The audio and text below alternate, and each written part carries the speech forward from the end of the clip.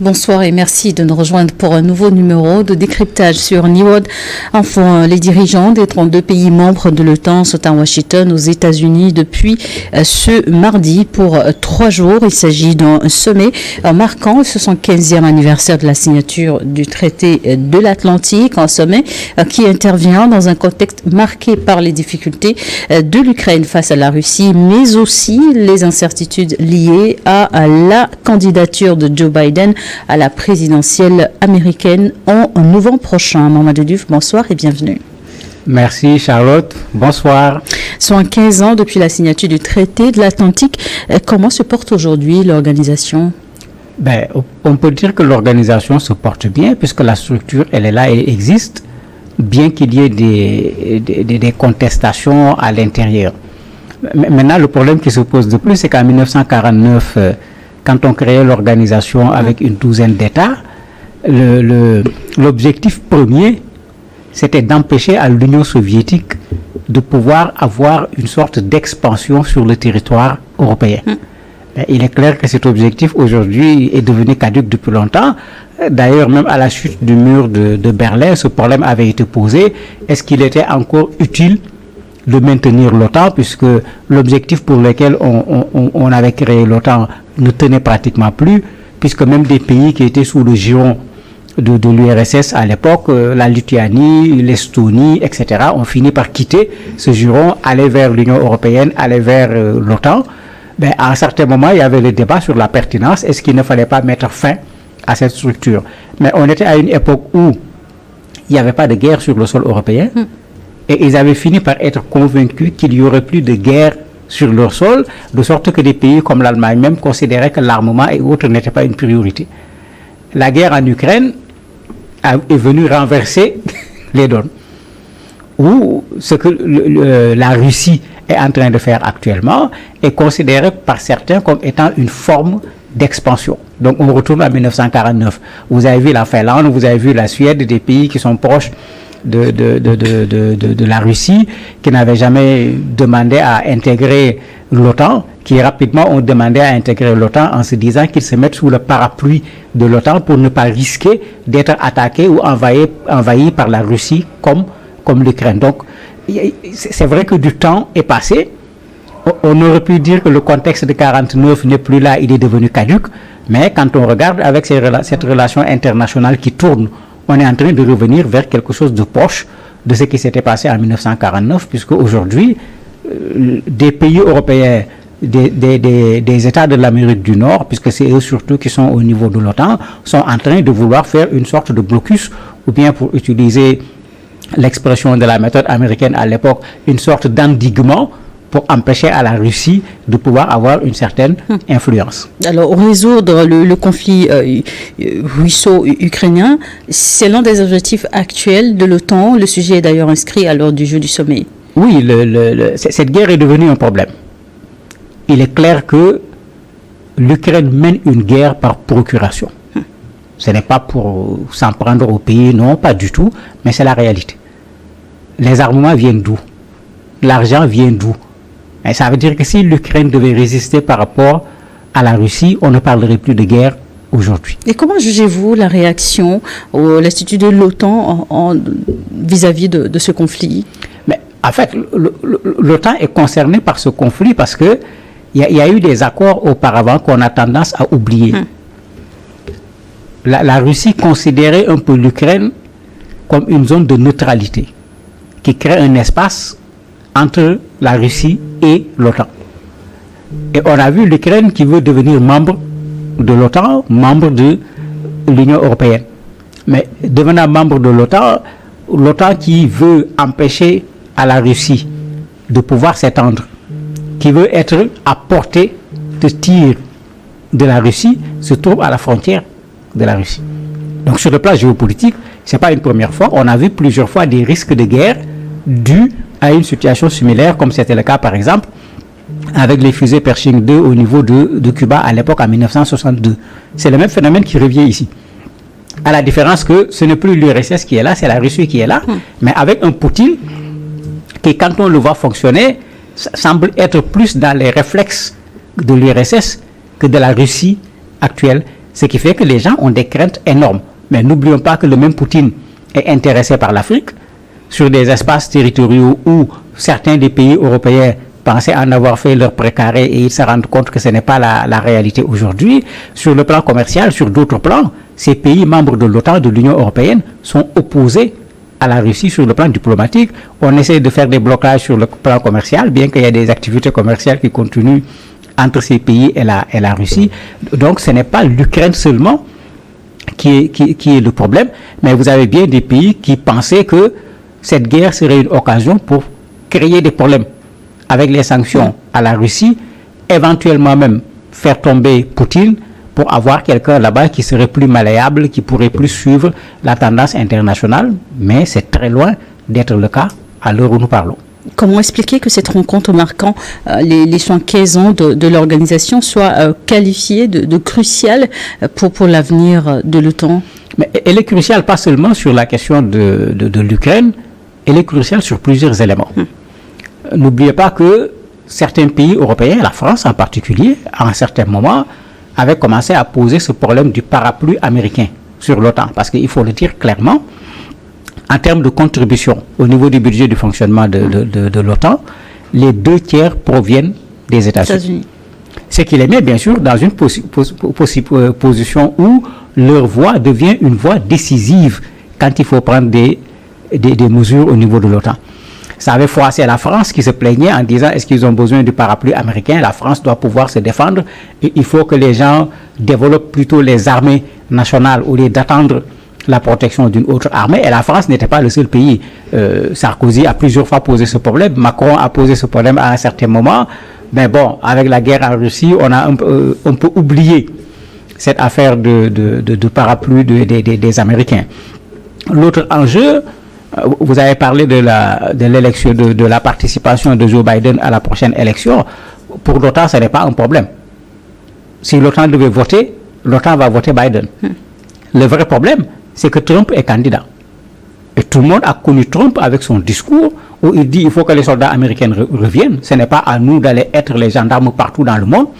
De la même manière, Trump refuse ces 2/3 que les États-Unis mettent au niveau de l'OTAN, ou quand vous regardez, une bonne partie des pays de l'OTAN sont en Europe. Il dit que ce n'est pas aux Américains de payer la protection de l'Europe, que les Européens eux-mêmes payent leur propre protection. Donc par rapport aux élections américaines, le vrai problème, ce n'est pas Biden, mais le vrai problème, c'est si Trump gagnait ces élections, il est clair qu'il y aura encore une remise en cause de l'OTAN de la part de Trump. Et d'ailleurs, même dans la campagne électorale, il continue à tenir ce discours qui est effectivement en droite ligne avec ce qu'il dit. American First. Et en ce moment, ce n'est pas l'Europe d'abord, mais c'est plutôt l'Amérique d'abord. La rencontre va également permettre d'échanger et de discuter des politiques, des objectifs et des décisions de l'organisation. Quels sont les défis actuels? Le premier défi, c'est l'Ukraine. Puisqu'il y a de plus en plus des hésitations dans ce conflit. Il y en a qui commencent à penser que bon, ça a beaucoup duré, ça coûtait très cher. Et l'issue ne sera pas certainement ce que eux ils avaient pensé. Mais en même temps, de l'autre côté, le président ukrainien Volodymyr Zelensky compte donc il y a une délégation qui est attendue à ce sommet et qui entend en tout cas demander à ses alliés de fournir à Kiev plus de systèmes de défense anti-aérienne pour couvrir les pays et les villes et les infrastructures stratégiques du pays. Demander également d'augmenter le nombre d'avions de chasse F-16, des munitions, mais est-ce que, justement, des avis favorables peuvent en sortir à la fin du sommet? Il y a déjà des avis favorables, puisque les gens sont en train de mobiliser 50 millions de dollars pour l'Ukraine. Il y a des pays, comme la France, qui va jusqu'à demander à ce qu'on envoie des hommes sur place pour pouvoir combattre la Russie, mais cette position n'est pas partagée par tous les pays membres. De façon générale, il y a un soutien à l'Ukraine, mais chaque pays n'y va pas au même rythme. Et c'est-à-dire que cette guerre est loin d'être terminée? Une chose est sûre, tant que l'OTAN continuera à financer l'Ukraine dans cette guerre n'est pas encore terminée. L'OTAN devrait, en tant qu'organisation, devrait-elle alors arrêter de financer? En fait, dans la réalité, c'est l'OTAN qui donne l'ordre de financer. Mais l'OTAN en tant qu'institution n'a pas sorti directement de l'argent en tant qu'institution pour aller financer. Parce que si vous voyez à chaque fois, on dit les Allemands ont donné des chars tels, les Français ont donné des missiles tels, les Anglais ont donné tel, les Pays-Bas ont donné tel. Ce sont des pays qui sont membres de l'OTAN. L'OTAN soutient le principe qu'il faut aider l'Ukraine, mais c'est individuellement que chacun de ces pays membres fait quelque chose. Et quand vous regardez, les pays ne vont pas de la même manière. Sur la question de donner des armes et d'autoriser l'Ukraine à utiliser ces armes pour attaquer le territoire russe, par exemple, ces pays ne tiennent pas le même discours. Sur la question des F-16 pendant longtemps, puisque la Russie avait menacé en disant que c'est une zone rouge, ils vont considérer que c'est de la co-belligérance. Il y a eu beaucoup de discussions avant que les gens acceptent de dire qu'on va pouvoir mettre des F-16 à la disposition de l'Ukraine, etc. Alors que Zelensky demande cela depuis fort longtemps. Et ce qu'il demande, il ne l'a pas obtenu jusqu'à présent. Donc, on dit autant à chaque fois, mais pour ce qui est de l'aide militaire, c'est une aide qui vient pays par pays. Ce n'est pas l'OTAN en tant que structure qui a mis en place de l'aide qu'on a mis à la disposition de l'Ukraine, parce que les positions ne sont pas exactement les mêmes au niveau de ce soutien. En visite la semaine dernière à Kiev, le président hongrois Viktor Orban, qui a pris la présidente tournante du Conseil de l'UE, avait plaidé pour un cessez-le-feu. Qu'en est-il concrètement aujourd'hui? Il a continué sa visite. Il est allé en Russie. On n'a pas encore de retour clair pour savoir qu'est-ce qu'il fait de ces deux visites-là. Ce qui est sûr, c'est que ce message qu'il a apporté au niveau de l'Ukraine, Zelensky ne l'a pas pris. Il a été très diplomate quand il faisait leur conférence de presse conjointe, mais quand il tenait son discours journalier ou le soir, il parle aux Ukrainiens pour amener les populations à être résilientes, amener les militaires à tenir davantage pour cette guerre.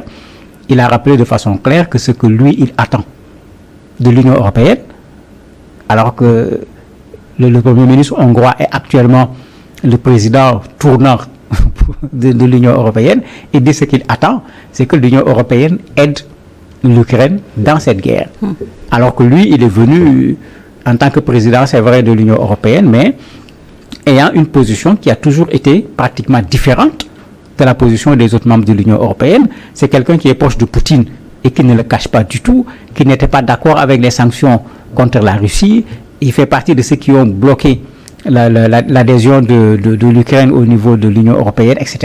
Il y a tous ces éléments qui font que, d'un côté, on se pose des questions. Est-ce qu'il est venu de façon véritablement sincère pour avoir une paix, ou bien est-ce qu'il est en train de plaider pour Moscou? Parce que comme tout le monde le sait, de plus en plus, Moscou montre qu'il est favorable à ce qu'on puisse avoir un accord de paix, mais un accord de paix dans lequel il pose ses conditions, où il y a des territoires qu'il considère qu'il faut que l'Ukraine les cède à la Russie, alors que l'Ukraine dit carrément le contraire. L'Ukraine veut que la Russie rende les territoires qui ont été conquis. Sous la présidence de Joe Biden, l'Alliance Atlantique s'est étendue à de nouveaux pays comme la Suède et la Finlande. C'est un signe alors de bonne santé de l'organisation. On sait qu'il y a encore d'autres pays qui attendent toujours que leur adhésion leur soit accordée. Ce n'est pas un signe de bonne santé à mon avis, puisque ces pays n'ont jamais voulu adhérer à l'OTAN. C'est l'attaque de l'Ukraine qui a bousculé la Finlande et la Suède en particulier et qui a précipité leur demande d'adhésion. Donc à la limite, je suis tenté de dire que c'est une adhésion plutôt opportuniste, c'est-à-dire pour ne pas se retrouver seul devant éventuellement une attaque de la Russie, on préfère aller sous le parapluie dont je parlais tout à l'heure, ou étant membre de l'OTAN, si la Russie attaque ce pays, la Russie a attaqué le Canada, les États-Unis, la France, l'Allemagne, l'Angleterre, ça fait qu'attaquer ce pays ne va pas être aussi facile qu'attaquer l'Ukraine. Donc, pour moi, ce n'est pas une question de véritable bonne santé de l'OTAN en tant que telle, puisque, il ne faut pas qu'on l'oublie, avant la crise ukrainienne, il y en a qui remettaient en cause la pertinence de l'OTAN aujourd'hui. Parce que n'oublions pas que l'OTAN, quand on parle de 49, c'est la guerre froide. Il y avait un bloc de l'Est, il y avait un bloc de l'Ouest. On n'est plus dans cette configuration. Certains avaient théorisé même en disant qu'il n'y avait pas de raison que l'OTAN continue d'exister après la guerre froide. Mais ce que nous vivons aujourd'hui, même si on ne l'appelle pas guerre froide, ça lui ressemble énormément. Et autre sujet, vous l'aviez évoqué, des sujets donc discutés à ce sommet, c'est aussi la question en lien avec l'état de santé du président américain Joe Biden. Et la Maison-Blanche affirme qu'aucun allié n'a manifesté d'inquiétude à ce sujet, mais le président américain a prévu de profiter de l'occasion pour enfin répondre aux interrogations de la presse afin de montrer qu'il est en état d'assurer le leadership américain, en écrit un média français. C'est le président qui s'entête, je dirais, entre guillemets. L'OTAN, c'est des pays qui savent faire la politique, c'est des gens qui savent faire de la diplomatie. Bien sûr, ils ne viendront pas dire au président Biden, est-ce que vous êtes capable de continuer à mener les États-Unis et indirectement de continuer à mener l'OTAN, parce qu'il y a un leadership incontestable des États-Unis par rapport à l'OTAN. Mais ils ne poseront pas la question de façon aussi crue. Mais la question taraude l'esprit de plus d'un. Non, la question est posée dans chacun de ces pays. Puisque je disais tout à l'heure que le 2/3 du fonctionnement, c'est la cotisation des États-Unis. Trump dit clairement qu'ils ne vont pas être là à cotiser à la place des autres. Une remise en cause de la cotisation des États-Unis entraîne automatiquement une difficulté sur le plan financier. Donc, le problème, il est là, il est clair, il est net. Maintenant, la capacité ou pas de Biden à pouvoir continuer à diriger les États-Unis, c'est une question qui se pose aujourd'hui, pas seulement au niveau de l'OTAN, au niveau également des États-Unis. Biden a voulu profiter de l'occasion pour répondre, il est allé très loin, même puisqu'il a dit, je ne parle pas de ce mandat, de terminer ce mandat, il dit même le prochain mandat, lui, il envisage de terminer même le prochain mandat. Alors le prochain mandat, c'est-à-dire aller aux élections, avec l'intention de gagner ces élections. Non seulement gagner, mais diriger pendant 4 ans. Alors qu'aujourd'hui, ce n'est plus des personnalités externes de la société civile, des journaux qui font des éditoriaux en se posant des questions sur ses capacités à diriger les États-Unis. Il y a 2 élus de son camp qui ont demandé clairement à ce que le président renonce pour l'intérêt des États-Unis. Mais ça veut dire clairement qu'à l'heure où nous sommes dans son propre camp, des voix commencent à s'élever parce qu'il faut le reconnaître. Ce qui se passe depuis quelque temps montre qu'effectivement, d'un point de vue santé mentale, il y a quand même. Mais pendant ce temps, on avance en tout cas pas à pas vers le prochain congrès des démocrates en août. Oui, qui va servir également pour confirmer sa candidature. Confirmer ou non? Bon, pour le moment, en tout cas, dans les deux sens. Pour le moment, c'est dans l'élan de confirmer. Parce que vous avez des ténors qu'on considère parfois même comme éventuellement des alternatives pour Biden, qui continuent à dire qu'ils soutiennent Biden. Biden continue à dire qu'il est prêt à aller au combat et qu'il est prêt à diriger. Il y a des voix discordantes qui commencent à s'élever, mais ces voix, pour le moment, ne l'emportent pas. Donc, a priori, on va vers une confirmation de Biden comme candidat, sauf si en cours de route, Biden décidait de céder la place, puisque certains présentent le problème sous cette forme. Il ne s'agit pas pour les démocrates de l'enlever, mais d'amener Biden lui-même à renoncer pour l'intérêt des États-Unis. Merci, Mamadou Diouf, d'avoir accepté de répondre à nos questions. Merci à vous de nous avoir suivis dans Décryptage.